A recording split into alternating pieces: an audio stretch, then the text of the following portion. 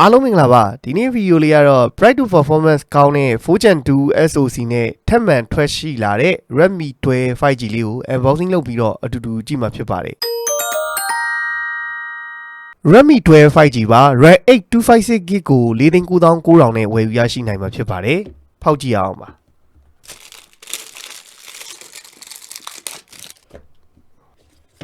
Redmi 12 5G ပေါ့နော် black color လေးခဏလေးပြီးမှကြည့်မယ် user guide 0.9 လောက်အထူရှိတဲ့ silicon လေးပါပြီးတော့ဒီနောက်ဖက်ချမ်းကို matte finish ပုံစံလေးလက်ရမထင်အောင်လုပ်ပေးထားတယ်ပေါ့နော် Type C ကျိုး Redmi 12 5G လေးမှာ 18W ထိပဲဆက်ပို့ပေးပြီးမဲ့ခေါင်းကတော့ 22.5W ထိထွက်ပေးနိုင်တဲ့ charging ကောင်းကိုထည့်သွင်းပေးထားပါတယ်ကဲဖုန်းလေးကြည့်အောင် Redmi 12 5G ရဲ့ back cover ဒီဇိုင်းသားနာပါတိဆောက်ပုံအသွင်ပြင်အားလုံးကကျွန်တော်တို့မြင်ခဲ့ဘူးတဲ့တွဲအားနှုတ်တွဲအားနဲ့သွားပြီးတော့ဆင်နေအယောင်ကတော့ဒီ Redmi 12 5G မှာပဲဒီအယောင်ကရှိလိမ့်မယ်ဗျသူ gray က black ခေါ် gray ခေါ်ပေါ့နော်အယောင်လေးကတစ်မျိုးလေးနောက်ကတော့ glossy finish ပဲကျွန်တော်တို့လက်ရထင်နိုင်တယ်ကင်မရာဆက်ရက်ကအားလုံးအတူတူပဲ50 megapixel main camera ပါမယ်2 megapixel depth sensor ပါမယ်ဒီမှာကျွန်တော်တို့ Redmi 5G ဆိုပြီးတော့logo လေးရေးပေးထားတယ်အထူးကလည်း 8.17mm အလေးချိန်199 gramပါတဲ့ဆက်တဲ့အကုန်လုံးအားလုံးကကျွန်တော်ဒီမှာအတူတူပဲပေါ့နော်ဒီအပေါ်ဘက်မှာနှစ်ချက်ပေါက်ပါမယ် infrared sensor ပါမယ်ဘေးမှာ volume up down power button အောက်ဘက်ချက်မှာကျတော့ကျွန်တော် speaker ပါမယ် type C port ပါမယ် mic ပါမယ်ကျွန်တော်ဒီဘက်မှာ sync slot လေးထည့်ပေးထားတယ်သဘောကျစရာကောင်းတဲ့အချက်ကသူကဘောင်တွေကပုံမှန်ဆိုရင်ဟိုဘယ်လိုပြောဘရောဒီလိုတပုံစံနဲ့ပေါ့နော်ဘောင်အောင်ကဒီမေကျတော့အဲ့လိုမဟုတ်တော့ဘူးနောက်ကခဲအဖျော့ပုံစံဟိုမှာဒီဘောင်ကလေ server တုံးလေးကိုပြန်သုံးပေးထားတာပေါ့နော်မြင်ရတဲ့ဒီဇိုင်းကတော့အသွင်ကတမျိုးဆန်းသွားတာပေါ့နော်အယောင်ကာလာပဲကစားသွားတယ်လို့ပြောလို့ရတယ် Redmi 12 5G ပါနောက်ရှေ့မှာပါတဲ့ selfie က5 megapixel selfie camera ပါမယ် screen size က 6.79 inch ကိုမှဒီ IPS LCD 1080p resolution 90Hz refresh rate support ပေးမယ်ဒါတွေအားလုံးကအခြေခံအားဖြင့်တော့အတူတူပဲနောက်ဒီကောင်ကတော့ကျွန်တော် global run ချိန်ပေးပြီးသားတခါလေ Google Service တုံးလို့ရတယ်ပေါ့နော် global run လည်းတခါလေချိန်ပြီးသား8256ကို499နဲ့ဝယ်လို့ရပါတယ်ကျွန်တော် MIUI 14နဲ့တခါလေသုံးရမယ်ပေါ့နော်ရုပ်ထွက်အနေထားကတော့ကျွန်တော်ဘယ်လိုရှိတော့ဈေးပို့လို့များ panel quality တို့နောက်ထပ်ကျွန်တော် camera result တွေများကောင်းမလားပေါ့နော်စာဘက်ပေါ်ကဟိုပါတဲ့ spec တွေတူပေးမယ်အဲ့ဒါကတော့ကျွန်တော်တို့ပြီးရင်နှုတ်တွဲအားလေးနဲ့ရှင်းပြီးတော့ဆန်းပေးပါမယ်Redmi 12 5G လေးကိုမြင်တွေ့ရမယ့်အနေထား P brightness ဘာညာလဲကျွန်တော်တို့950နစ်ထိရတာတော့တူတူပဲဒီကောင်ကတော့ကျွန်တော်တို့တခါတည်း global run ချိန်ပေးထားတာဖြစ်တဲ့အတွက် Google service ဘာညာအားလုံးပါပြီးသားပဲပေါ့နော်refresh rate က 90Hz ပါတယ်အဲ့ဒါလေးကျွန်တော်ပြပေးမယ် display မှာ refresh rate ကကျွန်တော် custom မှာထားမယ်ဟိဆိုရင်60ထားမှာလား 90Hz ထားမှာလားရွေးလို့ရတယ်အဲ့တော့ default ပဲထားပေါ့နော်အလိုလျောက်သူလိုအပ်ရင်လိုအပ်တယ်လို့အနေမြင့်ဒါချိန်ညှိပေးမယ်နောက်ပုံမှန်ပါနေကြကျွန်တော် reading မှုပါမယ်နောက် color scheme ပါမယ် color scheme ကတော့ vivid color ထားမှာလားဒါမှမဟုတ် saturated ဖြစ်တာထားမလား standard ထားမလားအဲ့တော့ကျွန်တော်တို့ vivid နဲ့ပဲစမ်းပေးပါမယ်အဲ့တော့ color တကယ်လို့လုံးဝအယောင်နေတွေ့သမျှဘာပဲဖြစ်ဖြစ်စူးစူးတောက်တောက်ကြည့်ချင်ရင်တော့ saturated မှာထားပြီးတော့ကြည့်ကြပါဒီ display မှာတော့ကျွန်တော်တို့ RAM 8GB memory extension 4GB ရတာဖြစ်တဲ့အတွက် 12GB အနေနဲ့သုံးလို့ရမယ် storage ကတော့256 Android version 13နဲ့ကျွန်တော်တို့သုံးရမယ်ပေါ့နော်ကင်မရာမှာပါတဲ့ feature တွေကလည်းအတူတူပဲပေါ့နော် timeless video photo portrait night mode 50 megapixel အားလုံးအတူတူပါပဲဒါကျွန်တော်နှုတ်တွဲအားပေါ့နော်နှုတ်တွဲအားလေးပါကြုံလုံးတစ်ခါလေးပြပေးလိုက်တာနှုတ်တွဲအားရဲ့ကင်မရာ feature လည်းဒီမှာကြည့်လိုက်ပေါ့နော်ကျွန်တော်တို့ timeless ပါမယ် video ပါမယ် photo ပါမယ် portrait ပါမယ် night mode ပါမယ်50 megapixel ပါမယ်ဒါပဲပေါ့နော်အတူတူပဲအဲ့တော့ကျွန်တော်တို့ဒီလိုရှင်းကြည့်တဲ့နေရာဆိုရင်တော့ဒီလိုရှင်းကြည့်လိုက်တဲ့နေရာဆိုရင် display quality ကြောင်လာတော့မသိဘူး Redmi 12 5G ရဲ့အေးပေါ့ဈေးလဲနည်းနည်းကြည့်လို့ထင်တယ်ပုံရိပ်ကထွက်တဲ့အယောင်ကနည်းနည်းလေး contrast များ saturate ပိုဖြစ်တယ်လို့ခံစားရတယ်ဒီကောင်မှာတော့နည်းနည်းလေး contrast နည်းတယ်ပေါ့နော်နောက်ထပ်ကကျွန်တော်တို့ဒီမှာ video ပေါ့နော် video ကတော့ဒီတွဲအားရောနှုတ်တွဲအားရော Redmi 12 5G မှာ 1080p 30fps ပဲရိုက်လို့ရမှာsteady မှုမပါဘူးအဲ့ဒါက OIS မပါဘူးပေါ့နော်ဒါ entry smartphone line မှာရှိတဲ့ဖုန်းတွေဖြစ်တာနဲ့ညီနောက်ထပ်ကျွန်တော် selfie camera ဆိုလဲ 1080p 30fps ပဲရိုက်လို့ရပါတယ်အဲ့တော့အဲ့ဒါတွေအားလုံးကတော့အတူတူပဲကင်မရာပုံရင်းအချို့ကတော့ကျွန်တော်တို့နောက်မှာရှင်းကြည့်လို့ရအောင်ထည့်ပေးပါမယ်12 5G နဲ့ Note 12R ရဲ့ဒီ indoor studio ထဲမှာရိုက်တဲ့ဓာတ်ပုံ result တွေကိုထွက်ပေးလိုက်တယ်နှစ်ခုလုံးဒီ ဒီ Android smartphone တဲမှာရှိရတဲ့ camera အရင်ကောင်းတဲ့ထဲမှာတော့မပါဘူးဒါပေမဲ့ရတဲ့ပုံရိပ်တွေကတော့ဒါ saturated ဖြစ်တယ် vivid ဖြစ်တယ်ဆိုတဲ့ဘက်ကိုသွားတဲ့အယောင် color တွေကိုရတယ်တခါတလေမှာတော့ Note 12 R ထက် 12 5G ရဲ့ပုံရိပ်တွေမှာဒါ saturated ပိုဖြစ်တာကိုပိုတွေ့ရတယ်Note 12 R ကလည်းသူကလည်းသူတစ်လုံးနဲ့ရိုက်တဲ့ဟိဆိုတော့ကောင်းတယ်လို့ထင်ရတယ်ပေါ့ဒါပေမဲ့တိတိတသာဒီထဲမှာကျွန်တော်တို့စမ်းရိုက်ထားတဲ့ပုံရိပ်တော်တော်များများမှာ Redmi 12 5G ကပို့ပြီးတော့ဒီအယောင်လေးပိုတောက်တယ် saturation ပိုများတာကိုတွေ့ရပါတယ်အဲ့တော့ကျွန်တော်တို့ကဒီဈေးဝန်းကျင်ကင်မရာတွေဝယ်တဲ့အခါမှာအဲ့ဒါကြောင့်နှစ်ခုလုံးကိုရှင်းရိုက်ပြီးမှဝယ်ပါဆိုတာအဲ့ဒါကြောင့်ပြောတာပါအရင်ကြီးလဲကျွန်တော်တို့ကကောင်းတယ်မကောင်းဘူးတိတ်ပြီးတော့ပြောစရာမရှိပါဘူးဒါ budget line မှာရှိတဲ့ဖုန်းတွေမို့လို့ဒါ budget အနေထားရမယ် result တွေပဲရမယ်ပေါ့နော်အဲ့တော့အယောင် color အနေထားကတော့ပုံထွက်ကတော့ဒီမှာမြင်တဲ့အတိုင်းပါပဲဗျRedmi 12 5G မှာ PUBG ဆော့ကစားရင်ရမယ့် graphic setting တွေကိုပြပေးမှာဖြစ်ပါတယ်။ 4 channel ကတော့အားလုံးသိထားတဲ့အတိုင်းကျွန်တော် graphic setting တွေဒီဟိုမှာအရင်မရဘူးပေါ့နော် PUBG မှာအမြင့်တော့မရတော့ဘူး။ဘယ်လောက်ထိရအောင်ကြည့်အောင်။ HD မှာဆိုရင်ကျွန်တော်တို့ high ရမယ် balance မှာဆိုရင်လည်း ultra ရမယ် smooth ultra ရမယ်ပေါ့အဲ့တော့ 40 fps ထိတော့ကျွန်တော်တို့frame rate ရမယ်အဲ့တော့ gyro sensitivity ကကျွန်တော်တို့စမ်းပူးတဲ့ note တွဲရတို့မှာတော့ gyroscope ကအရင်ကြီးမပေါ့ဘူးဒီမှာရောအရင်လိုပဲလေးသေးလားသိအောင်ကျွန်တော်တို့တစ်ချက်စမ်းကြည့်အောင်ဒီကောင်းလဲနည်းနည်းလေးတော့ delay လေးတော့ရှိခြင်းねဒါပေမဲ့ note 12 R ထက်တော့သွားပေါ့တယ်လို့ပြောလို့ရတယ်ဗျာ note 12 R ထက်တော့ Redmi 12 5G မှာမစိုးသလောက်လေးတွက်တယ်လို့တော့ပြောလို့ရတယ်သူကဒီလိုဆွဲတဲ့အချိန်မှာပါတော့ပါတယ်အရင်မစိုးသလောက်လေးပဲလေးချင်တာအဲ့တော့ဒီမှာပေါ့နော်ကြည့်ပါအဲ့တော့ဒါသူ့ရဲ့ gyro sensor ပါဒါပါပဲပေါ့နော်အဲ့တော့ gyro ကပါတယ်နှုတ်တွဲရတဲ့ရှင်တော့နည်းနည်းလေးပူပေါ်တယ်လို့ခံစားရတယ်ဒါပေမဲ့အရင်တွက်တယ်လို့ခံစားချက်ကိုတော့မရဘူးဒါကတွဲ R ရဲ့ PUBG gyro setting ကိုပြောတာပါဟိုစပြီးတော့ဒီ Play Store ကနေဆွဲပြီးတော့ဖွင့်ကြည့်မယ်ဟေးဆိုရင် graphic က high refresh rate ကလည်း high ပဲရတယ်ပေါ့ကျွန်တော်တို့ပြောထားခဲ့တဲ့နီလန်ပေါ့နော်ကျွန်တော် Indo server ပါချိန်ပြီး VPN ခံပြီးတစ်ခေါက်ဝင်လိုက်ပြီးဟေးဆိုရင်တော့ဒီ Redmi 12 5G မှာတော့အလုံးလောက်တာတွေ့ရပါတယ်graphic ကို ultra refresh rate ကို super ထိ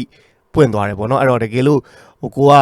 တွဲရကင်ထားတာပဲဖြစ်ဖြစ် note တွဲရကင်ထားတာပဲဖြစ်ဖြစ်ဒီ Redmi 12 5G ကင်မှာပဲဖြစ်ဖြစ်ပေါ့နော်ကျွန်တော် VPN ခံပြီးတော့တစ်ချက်စမ်းကြည့်ပါ graphic ultra refresh rate super ဒီပွင့်တာတွေ့ရပါလိမ့်မယ်ဒါကတော့ကျွန်တော်တို့နှစ်ခုလုံးရဲ့ရုပ်ထွက်ကာလာကိုအသေးသေးကြည့်လို့ရအောင် brightness အတူတူအနေနဲ့ထားပေးတာပါပါတဲ့ spec တွေကတော့စာရွက်ပေါ်မှာအတိုင်းကတော့အတူတူပဲပေါ့နော်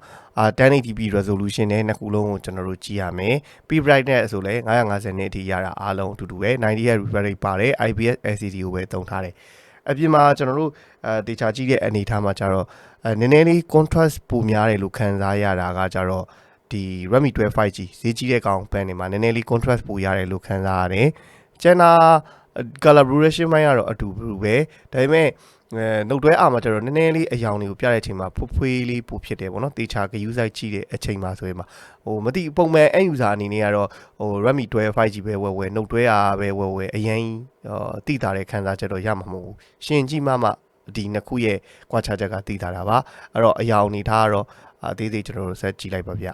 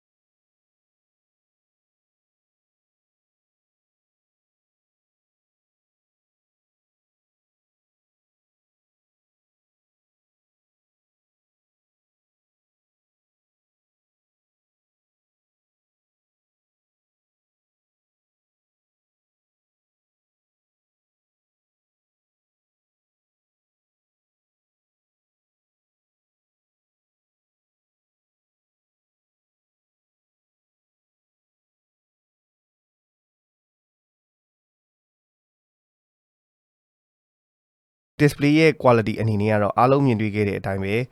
ဒီ Redmi 12 5G ကနည်းနည်းလေး contrast လေးပိုများတော့အယောင်ပိုဆိုရလို့ထင်ရတယ်တကယ်တမ်းတေချာကြည့်ရင်တော့မတိမ်ငိမ့်ပါပဲ end user တော့မြင်မှာမဟုတ်ကျွန်တော်တို့တော့နည်းနည်းလေး 12 5G ကဈေးနည်းနည်းပိုများလို့လားမသိဘူး display ကနည်းနည်းလေးမဆူတလောက်လေးပိုကောင်းတယ်လို့ထင်ရပါတယ်ဒါပေမဲ့အရင်တိတိတစားကြီးတော့မဟုတ်ဘူးဒီခါတော့အတန်ပေါ့နော်အတန်ကတော့ကျွန်တော်တို့ဒီမဲ့ထုံးစံတိုင်းနားထောင်နေကြတချင်းလေးနည်းနည်းလေးစမ်းကြည့်အောင် speaker အတူတူပဲပေါ့နော်ဒါကျွန်တော်တို့တော်တော်များများလေးပြောစရာမလိုတော့အောင်သိနေပါပြီ speaker တစ်လုံးပဲပါမယ် mono speaker ပဲပါမယ်အဲ့တော့အခြေနားထောင်ကြည့်လိုက်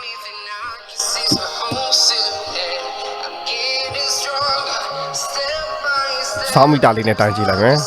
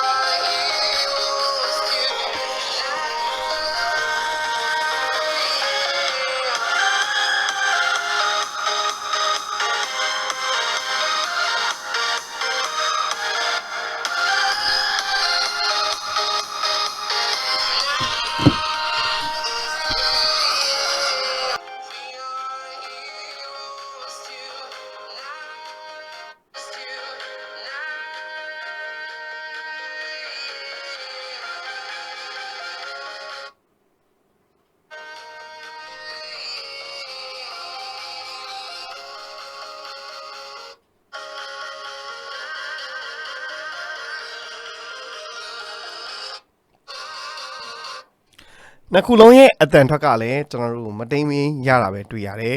ကြည်လင်ပြတ်သားမှု base ရတဲ့နှုန်းနောက် sound ရဲ့အတန်ရဲ့အကျဉ်းနှုန်း decibel တွေကလည်းလုံးဝမတိမ်မင်းဆိုတဲ့ reset အနေထားမှာပဲရတယ်အဲ့တော့ကျွန်တော်တို့စမ်းကြည့်ခဲ့တဲ့ reset တွေအရာဆိုရင်တွဲအားနှုတ်တွဲအား Redmi 12 5G မှာရတဲ့ speaker တွေဟာအကုန်လုံးနှီးပါသည်အတူတူပဲလို့ပြောလို့ရပါတယ်အနည်းချုံအနေနဲ့ကျွန်တော် Redmi 12 5G ကို unboxing လုပ်ပြီးတော့ first impression အနေနဲ့ပြောရရင်